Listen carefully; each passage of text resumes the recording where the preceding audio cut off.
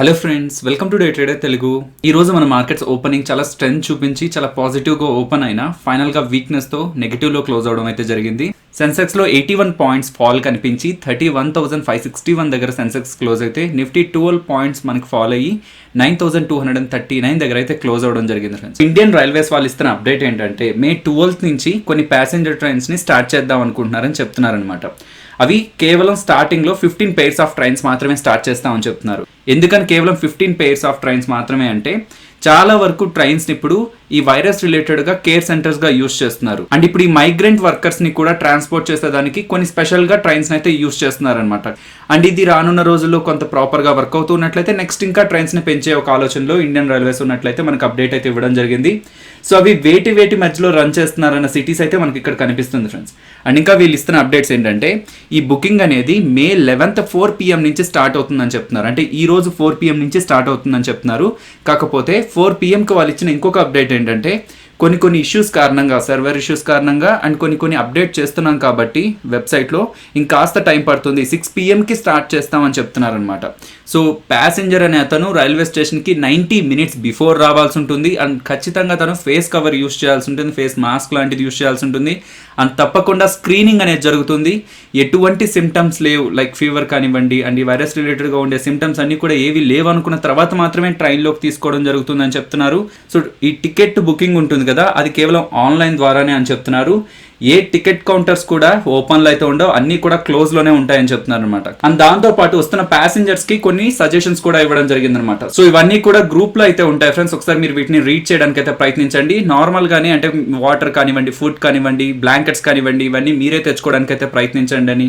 And ఇంకొన్ని small suggestions అయితే వీళ్ళు ఇవ్వడానికి అయితే ప్రయత్నించారు. సో దీంతో మనకి ఇంట్రోడే సెషన్స్ లో ఐఆర్సీటీసీ అప్పర్ సర్క్యూట్ లో క్లోజ్ అవడం అయితే జరిగింది ఫ్రెండ్స్. రీసెంట్ టైమ్స్ లో మనకి ట్రైన్స్ నడపకపోయినా సరే మోస్ట్లీ ఒక లెవెల్ వరకు ఫాల్ అయిన ఐఆర్సీటీసీ దెన్ మనకి రైజ్ అవుతూ అయితే వెళ్ళింది. దీనికి మెయిన్ రీజన్ ఏంటంటే వీళ్ళ ఓవరాల్ బిజినెస్ లో మొత్తం ఒక 4 parts ఉన్నాయనుకుంటే మేజర్ పార్ట్స్, దాంట్లో 3 parts వరకు మోనోపలి ఉందన్నమాట. అంటే వాళ్ళు మాత్రమే చేయాలి ఆ బిజినెస్. సో రెగ్యులేషన్స్ కారణంగా ఇంకెవరు కూడా ఆ బిజినెస్లోకి ఎంటర్ అవ్వకూడదు. టూరిజంకి ఒక్కటే వీళ్ళకి వేరే వాళ్ళ దగ్గర నుంచి కాంపిటీషన్ వస్తుంది. మిగతా 3 కూడా మేజర్గా వాళ్ళ రెవెన్యూస్లో కాంట్రిబ్యూట్ చేస్తున్నవన్నీ కూడా వీళ్ళు మాత్రమే చేయగలిగే బిజినెస్లు అనమాట. ఇది positive side, important positive factor మాట్లాడుతున్నాను. అండ్ ఇంపార్టెంట్ నెగిటివ్ ఫ్యాక్టర్ కూడా ఉంది, ప్రైజింగ్ పవర్. సో వీళ్ళు అనుకుంటే పెంచేలేరు రేట్లు. అండ్ గవర్నమెంట్ ఒకవేళ నీడ్ అనుకుంటే, ప్రజలకు ఏదో ఒక వెసులుబాటు కలిగించాలనుకుంటే వీళ్ళకి వచ్చే రెవెన్యూలోంచి కోత విధించడానికి ఛాన్స్ ఉంటుందన్నమాట. ఎగ్జాంపుల్ డిమానిటైజేషన్ టైంలో వీళ్ళు కన్వీనియన్స్ ఫీజుని రిమూవ్ చేయాల్సి వచ్చింది. సో ఇలాంటి ప్రైజింగ్ ఇష్యూస్ కూడా ఐఆర్సీటీసీకి అయితే ఉంటాయి friends. But internet ticket booking అనేది, క్యాటరింగ్ అనేది and package drinking water, Rail Neer అనేది, సో వీటికి మోనోపొలి ఉంది కాబట్టి కమింగ్ టైమ్స్లో ఈ లాక్డౌన్ ఒక టైంకి ఎండ్ అయినా సరే, తర్వాత అయినా సరే ట్రైన్స్ రన్ అవ్వాల్సిందే కాబట్టి ఐఆర్సీటీసీకి ఎటువంటి డోకా ఉండదు. కాబట్టి ఈవెన్ మనకి లాక్డౌన్లో ట్రైన్స్ రన్ అవ్వకపోతున్నా సరే ఫ్యూచర్ బిజినెస్ని గుర్తుపెట్టుకొని స్టాక్ మార్కెట్ అయితే ఈ షేర్ ప్రైస్ అయితే రివార్డ్ చేస్తూ వెళ్ళింది. అంతకుముందు 3 years ని మీరు కంపేర్ చేస్తూ వస్తే 25% ఉన్న క్యాటరింగ్ కాస్త 49 నుంచి 55కి, అంటే వాళ్ళ రెవెన్యూస్ లో మేజర్ పోర్షన్ అంతా కూడా క్యాటరింగ్ నుంచే వస్తుంది అనమాట. సో ఐఆర్సీటీసీ రిలేటెడ్ గా అయితే ఈ డేటా అనేది మనకి చాలా ఇంపార్టెంట్ ఫ్రెండ్స్. మనకి మోస్ట్లీ ఐఆర్సీటీసీ అంటే ఇంటర్నెట్ లో టికెట్ బుక్ చేసుకుంటున్నాం అంతవరకే మనకు కనిపిస్తూ ఉంటుంది. కాకపోతే రైల్వే స్టేషన్స్ అండ్ మనకి ట్రైన్స్ లో వాళ్ళు అమ్ముతున్న ఫుడ్ ద్వారానే వాళ్ళు ఎక్కువగా సంపాదిస్తున్నారు. విఐపి ఇండస్ట్రీస్ గురించి మాట్లాడుకోవాలి ఫ్రెండ్స్. విఐపి ఇండస్ట్రీస్ లో 2,85,000 షేర్ని రాకేష్ జుంజున్వాలా గారు ఈ మార్చ్ క్వార్టర్లో యాడ్ చేసుకున్నారు అనే డేటా రావడంతో ఇంట్రోడే సెషన్స్ లో విఐపి ఇండస్ట్రీ షేర్ అనేది ఇంక్రీజ్ అవడం జరిగింది. టాప్ సైడ్ ఆల్మోస్ట్ 10% దగ్గరగా పెరిగినట్లుంది. సో తన పోర్ట్ఫోలియోలో ఈ స్టాక్ ఒక నెంబర్ ఏంటని చూస్తే 10th ప్లేస్లో అయితే ఉంటుంది ఫ్రెండ్స్. సో ఫస్ట్ ప్లేస్లో అయితే తన ఎవర్ గ్రీన్ ఫేవరెట్ అయిన టైటాన్ ఉంటుంది. దాని తర్వాత Escorts, Crisil, Lupin, Rallis, Jubilant Life Sciences, Federal Bank, Fortis, MCX, finally VIP Industries అయితే ఉంటుంది. ఎఫ్ఐడిఐ హోల్డింగ్ ఒకసారి విఐపి ఇండస్ట్రీస్ లో ఎలా ఉందని చూస్తే last year March ended quarter అప్పుడు ఎఫ్ఐడిఐస్ 18% దగ్గరగా, అంటే 17.84% దగ్గరగా హోల్డింగ్ ఉంటే ఈ మార్చ్ ఎండెడ్ క్వార్టర్కి అది 18.36 అయిందనమాట. సో ఫారెన్ ఇన్స్టిట్యూషనల్ ఇన్వెస్టర్స్ అలాగే డొమెస్టిక్ ఇన్స్టిట్యూషనల్ ఇన్వెస్టర్స్ వాళ్ళ వాటాని లాస్ట్ 1 year టైంలో పెంచుకోవడం జరిగింది ఫ్రెండ్స్. అలాగే ప్రమోటర్స్ కూడా లాస్ట్ ఇయర్ మార్చ్ క్వార్టర్లో చూస్తే 53.46% వాళ్ళ వాటాని హోల్డ్ చేస్తూ ఉంటే ఇప్పుడు కూడా 53.46 వాటానే హోల్డ్ చేస్తున్నారన్నమాట. సో ప్రమోటర్స్ అయితే వాళ్ళ వాటాని స్టేబుల్గా ఉంచారు అండ్ ఎఫ్ఐడిఐ వాళ్ళ హోల్డింగ్స్ అయితే పెంచుకోవడం జరిగింది. సో ఇది ఓవరాల్గా ఈ కంపెనీ గురించి మాట్లాడుకుంటే లీడింగ్ లగేజ్ బ్రాండ్ అనమాట. సో మోస్ట్లీ మనం విఐపికి సంబంధించిన లగేజ్ బ్యాగ్స్ కానివ్వండి, సూట్ కేస్ కానివ్వండి, ట్రాలీస్ కానివ్వండి, ఇవన్నీ మనం చూస్తూనే ఉంటాం. సో దీనికి సంబంధించి పాజిటివ్స్ నెగిటివ్స్ మాట్లాడుకుందాం. సో పాజిటివ్స్ మాట్లాడుకుంటే అప్పు చాలా తక్కువ ఉన్న కంపెనీ, డెట్ చాలా చాలా తక్కువ ఉన్న కంపెనీ, అండ్ ప్రమోటర్స్ ప్లెడ్జింగ్ పరంగా జీరో అనమాట. ప్రమోటర్ ప్లెడ్జింగ్ అనేదే లేదు. నెగిటివ్స్ గురించి మాట్లాడుకుంటే మీరు ఏ ఊర్లో ఉన్నా సరే, సిటీలో ఉన్నా సరే, టౌన్లో ఉన్నా సరే, ఎక్కడున్నా సరే, బయటికి వెళ్ళి మీరు ఒకవేళ ఏదైనా బ్యాగ్స్ కొందాం అనుకుంటే అన్ఆర్గనైజ్డ్ మార్కెట్ అనేది కొంత హెవీగానే ఉంటుంది.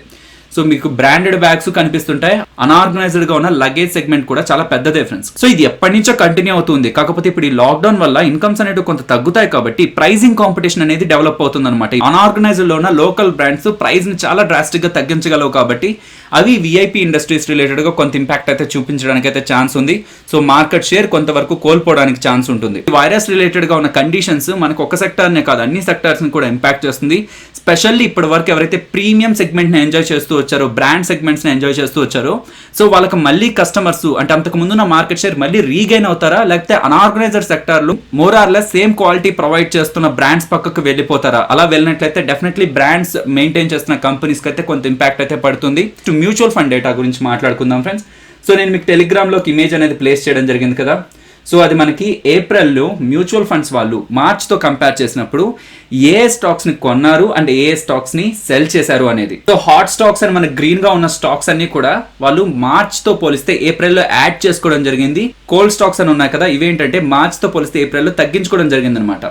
సో ఎంత పర్సెంట్ తగ్గించుకున్నారు, ఎన్ని షేర్లు తగ్గించుకున్నారు అనే దానికంటే కూడా ఎన్ని రూపీస్ వర్త్ చేసే షేర్స్ ని వాళ్ళు అమ్మారు, కొన్నారు అనే దాని గురించి మాట్లాడుకుందాం. సో ఇక్కడ 4.73, 3.49 ఇలా ఉంది కదా, ఇది బిలియన్ రూపీస్ అనమాట. సో సింపుల్ గా చెప్పాలంటే ఇక్కడ ఉన్న పాయింట్ ని తీసేసి టోటల్ గా క్రోర్స్ అనుకుంటే మనకి సరిపోతుంది అనమాట. సో ఇది 473 క్రోర్స్, ఇది 448 క్రోర్స్. సో హెచ్డిఎఫ్సి లైఫ్ లో అడిషనల్ గా 473 క్రోర్స్ మ్యూచువల్ ఫండ్ వాళ్ళు ఇన్వెస్ట్మెంట్ చేయడం జరిగింది. అలాగే ఐషర్ మోటార్స్ లో 448 crores and NTPC, page industries, Wipro, Aurobindo pharma, hero motor, TCS, Lupin, UltraTech cements వీటన్నిటిలో కూడా వాళ్ళు కొనుక్కోవడం జరిగింది ఫ్రెండ్స్. ఎంత కొన్నారు అనేది ఎలా తెలిసిపోతుంది మనకి. సో ఎగ్జాంపుల్ మనకి యూపీఎల్ దగ్గర చూస్తే 1.24 ఉంది, దాని అర్థం 124 క్రోర్స్ కి సంబంధించి వాళ్ళు యాడ్ చేసుకోవడం జరిగింది ఆ షేర్స్ ని, మ్యూచువల్ ఫండ్స్ అంతా కూడా. సో ఇది మనకి మార్చ్ తో పోలిస్తే ఏప్రిల్లో ఏం జరిగిందన్న డేటా అనమాట. సో అలాగే కోల్డ్ స్టాక్స్ అంటే వాళ్ళు ఏ స్టాక్స్ ని సెల్ చేశారని చూస్తే టాప్ లో మనకి హెచ్డిఎఫ్సి బ్యాంక్ కనిపిస్తుంది ఫ్రెండ్స్. హెచ్డిఎఫ్సి బ్యాంక్ లో 1817 క్రోర్స్ విలువ చేసే షేర్స్ అయితే సెల్ చేయడం జరిగింది. అలాగే ITC, Axis, Reliance Industries, Larsen Toubro, ICICI Bank, HDFC. So వీటన్నిటిని చూస్తే ఇవన్నీ కూడా మనకి నిఫ్టీలో హెవీ వెయిట్స్ అనమాట. సో ఇది మనకి మ్యూచువల్ ఫండ్స్ దగ్గర నుంచి వస్తున్న డేటా. ఈ డేటా అయితే మీకు టెలిగ్రామ్ గ్రూప్ లో అయితే ఉంటుంది ఫ్రెండ్స్. నెక్స్ట్ మోర్గాన్ స్టాన్లే వల్ల ఎంఎస్సిఐ ఇండియా ఇండెక్స్ రిలేటెడ్ గా వాళ్ళకి అప్డేట్ ఇవ్వడం జరిగింది. సో ఇండెక్స్ ని మనం ఎలా చూడొచ్చు అంటే నిఫ్టీలోకి ఏదైనా స్టాక్ యాడ్ అయింది అనుకోండి, so Nifty index fund related గా ఎవరైనా ఇన్వెస్ట్మెంట్ చేస్తే ఆ స్టాక్ లోకి ఎలాగైతే డబ్బులు వెళ్ళిపోతుందో, అలాగే ఎంఎస్సిఐ ఇండెక్స్ లో యాడ్ అయిన స్టాక్స్ లోకి ఫారెన్ నుంచి కొంత ఎక్కువగా ఫండ్స్ రావడానికి ఛాన్స్ ఉంటుంది అనమాట. కాబట్టి ఇండెక్స్ లో యాడ్ అయ్యే స్టాక్స్ కి పాజిటివిటీ కొంత ఉంటుంది మార్కెట్ లో. సో వాళ్ళు ఏం చెప్తున్నారంటే June 1, 2020 ఆ పాయింట్ ఆఫ్ టైంలో మేము ఈ స్టాక్స్ ని ఎంఎస్సిఐ ఇండియా ఇండెక్స్ లోకి యాడ్ చేయడానికి ఛాన్స్ ఉంది అని చెప్తున్నారు అనమాట. సో 5 స్టాకులు చెప్తూ ఆ 5 స్టాకుల్లో వేటికి ఎక్కువ ఛాన్స్ ఉందని కూడా చెప్తున్నారు ఫ్రెండ్స్. సో వేటినైతే హై అంటున్నారు, అవి యాడ్ అవడానికి ఎక్కువ శాతం ఛాన్సెస్ ఉన్నాయని అనమాట. ఆల్రెడీ ఇండెక్స్ లో ఉన్న కొన్ని స్టాక్స్ ని మేము తీసేయడానికి ఛాన్స్ ఉంది అని చెప్తున్నారు. ఆల్రెడీ ఇండెక్స్ లో ఉన్న HDFC standard life insurance related గా వెయిటేజ్ ని ఇంక్రీజ్ చేయడానికి కూడా హై ఛాన్సెస్ అయితే ఉన్నాయని చెప్తున్నారు అనమాట. వాళ్ళు సెలెక్ట్ చేసే స్టాక్స్ మోస్ట్లీ పర్ఫార్మింగ్ స్టాక్స్ నే సెలెక్ట్ చేస్తారు, ఫ్రీ ఫ్లోట్ మార్కెట్ క్యాపిటలైజేషన్ కూడా చూస్తారు. అండ్ ఓవరాల్ గా మీరు ఈ స్టాక్స్ ని గమనిస్తే రీసెంట్ టైమ్స్ లో మనకు మార్కెట్ పడిపోతున్నా సరే వీళ్ళు ఈ టాప్ 5 స్టాక్స్ చెప్తున్నారు కదా. సో దాంట్లో టోరెంట్ ఫార్మా ఆల్మోస్ట్ 30% దగ్గరగా పెరిగినట్లుంది, బయోకాన్ ఒక 20% అండ్ ఐజీఎల్ మనకి 16% దగ్గరగా, అండ్ టాటా కన్స్యూమర్ ఒక 11% దగ్గరగా పెరిగినట్టుంది. సో మార్కెట్ కొంత వీక్ గా ఉన్నా సరే వాళ్ళు ఏవైతే బెస్ట్ గా పర్ఫామ్ చేస్తాయో వాటిల్కే ఎక్కువ వెయిటేజ్ ఇచ్చి అండ్ వాటిల్ని ఎక్కువగా యాడ్ చేయాలనుకుంటున్నారు కమింగ్ డేస్ లో. నిఫ్టీ 50లో ఏదైనా స్టాక్ ఇన్వాల్వ్ అయినట్లయితే, నిఫ్టీ 50 ఇండెక్స్ ఫండ్ లో ఎవరైనా ఇన్వెస్ట్మెంట్ చేస్తున్నట్లయితే ఆ స్టాక్ లోకి ఎలాగైతే డబ్బులు వెళ్తుందో, అలాగే ఎంఎస్సిఐ ఇండెక్స్ లో ఏ స్టాక్ అయితే యాడ్ అవుతుందో దాని రిలేటెడ్ గా ఫర్దర్ గా ఫండ్స్ అనేవి దాంట్లో రావడానికి ఎక్కువ శాతం ఛాన్సెస్ అయితే ఉంటాయన్నమాట. అండ్ ఈరోజు ప్రైమ్ మినిస్టర్ నరేంద్ర మోడీ గారు రాష్ట్ర ముఖ్యమంత్రులతో సమావేశం అయితే వీడియో కాన్ఫరెన్స్ అయితే మాట్లాడడం జరిగింది ఫ్రెండ్స్. సో ఒక్కొక్క రాష్ట్రానికి సంబంధించిన ముఖ్యమంత్రులు వాళ్ళ సలహాలను అయితే ఇవ్వడం జరిగింది. సో లాక్డౌన్ రిలేటెడ్ గా ఇప్పుడున్న రిస్ట్రిక్షన్స్ కంటే ఇంకా కొంత ఈజ్ చేస్తూ కొంత యాక్టివిటీని ప్రమోట్ చేసే ప్రయత్నం కానీ చేసినట్లయితే డెఫినెట్లీ ఇది మార్కెట్ కి పాజిటివే. కాకపోతే కేసెస్ కూడా మనకి కంట్రోల్ అవ్వకుండా ఇంక్రీజ్ అవుతున్నాయి కాబట్టి కేంద్రం ఎలాంటి డెసిషన్ తీసుకుంటుంది అనేది అయితే మనం వెయిట్ చేసి చూడాల్సి ఉంటుంది. ఈ రోజు ఓపెనింగ్ చూస్తే 9400 టాప్ కే వెళ్ళడం జరిగింది, 9400 పైకే వెళ్ళడం జరిగింది. కొంత point of time K 9400 mark below అయితే వెళ్ళిపోవడం జరిగింది. సో కమింగ్ డేస్ లో కూడా 9400 అని ఒక ఇంపార్టెంట్ రెసిస్టెన్స్ అయితే అవుతుంది ఫ్రెండ్స్. అండ్ డౌన్ సైడ్ కి వెళ్తున్నప్పుడు 9120 సపోర్ట్ గా అయితే గమనించవచ్చు. అండ్ బ్యాంక్ నిఫ్టీ ఇమీడియట్ గా 18800 ఇప్పుడైతే దగ్గరగా ఉన్నట్టే. సో మీరు గమనిస్తే నిఫ్టీ కంటే కూడా బ్యాంక్ నిఫ్టీ ఈ రోజు మనకి హెవీగా ఫాలో అయిందనమాట. ఎందుకంటే ఈ రోజు నిఫ్టీ పెరగడానికి ఎక్కువగా ఆటో స్టాక్స్ కొంత కాంట్రిబ్యూషన్ ఎక్కువగా చేయడం జరిగింది ఫ్రెండ్స్. కాకపోతే బ్యాంకింగ్ సెగ్మెంట్ లో పెద్ద పర్ఫార్మెన్స్ మనకి ఈ రోజు కనిపించలేదు కాబట్టి బ్యాంక్ నిఫ్టీ ఈ రోజు ఆల్మోస్ట్ 2% దగ్గరగా ఫాలో అయింది. సో ఇమీడియట్ గా సపోర్ట్ అయితే 18800 దగ్గర గమనిస్తున్నాను. అండ్ అది బ్రేక్ అయితే 18380 ఫ్రెండ్స్. అండ్ అది కూడా బ్రేక్ అయితే 17800. రెసిస్టెన్స్ అయితే 19450 ఇమీడియట్ గా. సో ఆప్షన్ చైన్ డేటాలో కాల్ సైడ్ ఎక్కడ ఎక్కువగా రైటింగ్ కనిపించిందని చూస్తే ఫస్ట్ మనకి 9400 దగ్గర అండ్ దెన్ మనకి 9600 దగ్గర అయితే కనిపిస్తుంది ఫ్రెండ్స్. కాకపోతే ముందు ఇమీడియట్ గా 9400 అబోవ్ సస్టైన్ అవ్వడం నిఫ్టీకి అయితే చాలా చాలా ఇంపార్టెంట్ కాబట్టి ఇమీడియట్ గా మనం 9400 ని రెసిస్టెన్స్ గా అయితే గమనిస్తాం. అండ్ డౌన్ సైడ్ కి ఫాలో అవుతున్నప్పుడు 9200 దగ్గర అండ్ దెన్ 9000 దగ్గర ఉన్న డేటాను గమనిస్తే 9200 దగ్గర 4 lakhs around intraday sessions loan and overall గా కూడా 10 lakhs around open interest build అయింది కాబట్టి 9200 దగ్గరికి మార్కెట్ వస్తున్నప్పుడు అక్కడ మనం ఒక సపోర్ట్ గా గమనించవచ్చు. అండ్ అది కూడా బ్రేక్ అయినట్లయితే 9000 దగ్గర మనకి హెవీ యాక్టివిటీ అయితే బిల్డ్ అయింది అనమాట.